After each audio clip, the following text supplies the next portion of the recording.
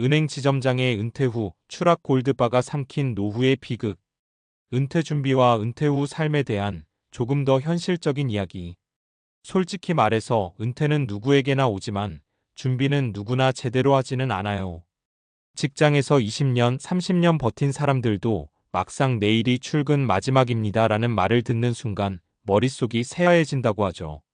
이제부터가 진짜 내 삶이다라고 생각하면서도 한편으로는 뒤에서 나를 받쳐주던 안전망이 사라지는 느낌이 드는 게 사실이에요. 특히 요즘처럼 금리, 물가, 부동산, 투자 환경이 하루가 다르게 요동치는 시대엔 돈을 모으는 것보다 지키는 게 더 어렵다는 말이 괜히 나온 말이 아닙니다. 그래서인지 은퇴자들이 가장 많이 하는 고민은 결국 세 가지로 귀결돼요. 내 노후 자산이 안전한가? 내가 앞으로 어떤 삶을 살아야 하지? 혹시 나도 뭔가 잘못 선택하면 한순간에 무너지는 건 아닐까? 최근 뉴스에서 많이 보이는 퇴직 후 사기 피해, 금융사고, 안전하다던 투자로 노년 파탄 같은 제목이 남의 일 같지 않은 이유도 여기에 있고요.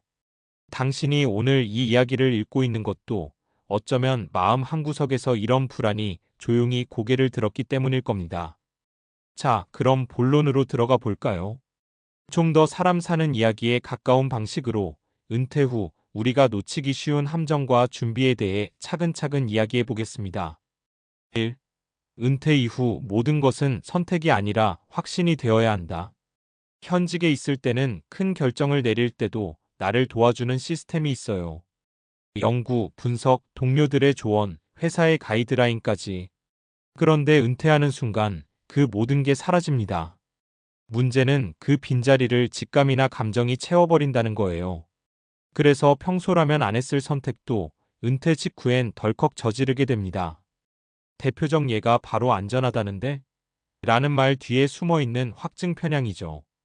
은퇴 직후엔 특히 더 강하게 나타나고 이 때문에 사기 투자 실패 잘못된 재무 판단으로 이어지는 경우가 많아요. 아래 첫 번째 사례가 그 단적인 예입니다. 사례 1 평생 리스크 관리하던 은행 지점장, 노후 자산을 몽땅 골드바에 넣다. 정년 퇴직한 은행 지점장 어씨. 돈 보는 눈은 누구보다 있다고 자신했고 주위 사람들도 저 사람은 절대 사기 안 당해라고 말하던 사람이었죠. 그런데 은퇴하고 나니 생각이 달라졌습니다. 섭섭함, 허탈함, 앞으로의 불안감이 뒤섞여 머리가 복잡해지니 평소 자신 있던 판단력이 흐릿해진 겁니다. 마침 요즘 금이 최고라더라는 말이 주변에서 계속 들려왔고 지인이 확실한 수익 구조가 있다며 찾아왔죠. 결국 그는 오랜 기간 모아둔 은퇴 자금 대부분을 골드바 구매와 연계된 사설 투자에 몰아넣습니다. 금은 안전하다는 말 하나 믿고요. 하지만 이 투자 프로젝트는 사실상 사기였고 골드바는 실물이 존재하지 않았으며 어씨는 퇴직 2년 만에 사실상 빈손이 되었습니다. 어씨가 나중에 한 말이 매우 인상적이었어요. 현직에 있을 땐 무조건 의심하고 확인했던 것들을 은퇴하고 나니 믿고 싶은 마음으로 덮었더라고요. 이게 바로 은퇴 후 가장 흔한 심리 실수입니다. 2. 은퇴 후 돈 문제는 숫자가 아니라 포지션 문제. 많은 분들이 은퇴 준비를 노후 자금 얼마 모았나로 평가합니다. 하지만 진짜 중요한 건 어떻게 관리하느냐, 즉 포지션이에요. 현금은 어떻게 두고 얼마만큼을 안전자산으로 비중 배분하고 위험자산은 어느 정도로 유지하며 예상치 못한 위험에 대비할 긴급자금을 어디에 둘지. 이 구성이 무너지면 자산이 많아도 한순간에 흔들립니다. 다음 사례는 포지션 관리 실패가 얼마나 치명적인지 보여줘요. 사례 2 은퇴자 B씨, 생활비 아끼려다 의료비 폭탄. B씨 부부는 은퇴 후 생활비를 최소화하는 데 집중했습니다. 필요 이상으로 지출을 줄이고 보험료도 부담된다며 몇 개 해지했죠. 그런데 문제는 돈을 아끼는 방식이 아니라 돈을 지켜야 하는 방식을 선택해야 했다는 겁니다. 어느 날 남편이 갑작스런 심장 문제로 응급수술을 받게 됐고 해지해버린 보험 때문에 3개월 만에 8천만 원 가까운 의료비가 발생합니다.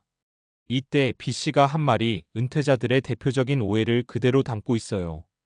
지출만 줄이면 안전할 줄 알았는데 정작 위험은 줄어들지 않았다는 걸 뒤늦게 깨달았어요. 생활비 절감은 중요한 전략이지만 방패를 없애버리는 절감은 절대 아니죠. 3. 은퇴 후 진짜 무서운 건 고립. 은퇴가 위험한 이유는 돈 때문만이 아니에요. 관계가 끊기고 정보가 끊기고 도움을 청할 사람이 사라지는 것. 이게 더 무섭고 치명적일 때가 많습니다. 사례 3사람들과 멀어진 C씨, 결국 가짜 부동산 컨설턴트에게 당하다. C씨는 퇴직 후 혼자 지내는 시간이 많아졌습니다. 직장 시절 친하던 사람들도 바빠지고 가끔 연락 오던 지인들도 시간이 지나며 점점 줄어들었죠. 그러던 중 한 모임에서 만난 사람이 요즘 은퇴자 전용 부동산 리모델링 투자를 소개합니다. C씨는 원래라면 지인들에게 의견을 묻거나 조언을 들었을 겁니다. 하지만 그때는 그냥 혼자 판단해야 한다는 외로움 속에 있었고 말을 들어줄 사람조차 없었어요. 결국 큰 돈을 넣었다가 사기 피해를 입었죠. 나중에 C씨는 이렇게 말했습니다. 그 투자 자체보다도 믿고 상의할 사람이 없던 게 더 큰 문제였던 것 같아요. 은퇴 후 고립은 판단력을 흐리게 하고 사람을 위험으로 내모는 조용한 방아쇠가 됩니다. 그렇다면 은퇴 후 삶을 지키는 진짜 방법은 무엇일까?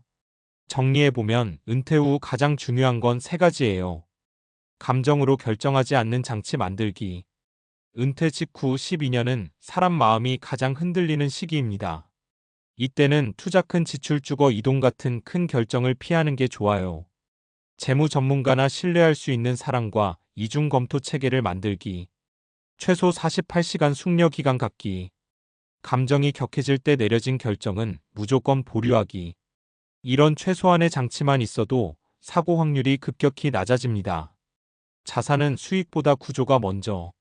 지금 내 돈이 어디에 얼마나 들어있는지, 어떤 위험에 노출돼 있는지, 필요 자금이 언제 얼마 필요한지. 이걸 체계적으로 정리해야 합니다. 생활비용 계좌, 장기자산 계좌, 비상자금 계좌, 위험 대비 보험 포트폴리오. 이 네 가지가 명확히 분리되면 은퇴자들은 큰 사고를 거의 겪지 않아요. 사실 이것만 해도 인생 절반은 안전해집니다. 은퇴 후에도 관계는 선택이 아니라 생존 전략. 솔직히 말하면 노후는 혼자 준비하면 위험합니다. 관계망은 정보정서 위험 감지 기능까지 갖춘 보이지 않는 보험이에요. 정기적으로 만나거나 연락하는 사람 3명 만들기. 관심사가 같은 모임 하나 참여하기. 내 상황 공유할 사람을 1명 지정해두기. 이게 은퇴자의 사고 예방률을 크게 높여요.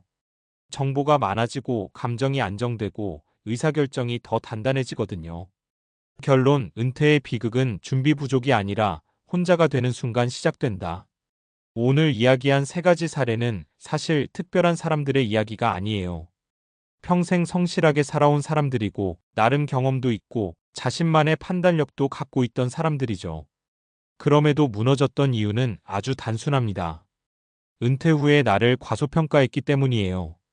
감정, 정보, 관계, 구조.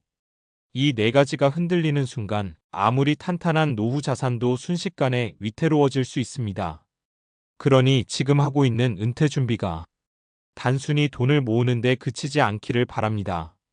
은퇴는 돈의 문제이자 동시에 삶의 구조를 다시 짜는 문제니까요. 그리고 그 구조가 제대로 서 있을 때 뉴스 속 비극들이 비로소 남의 이야기가 됩니다.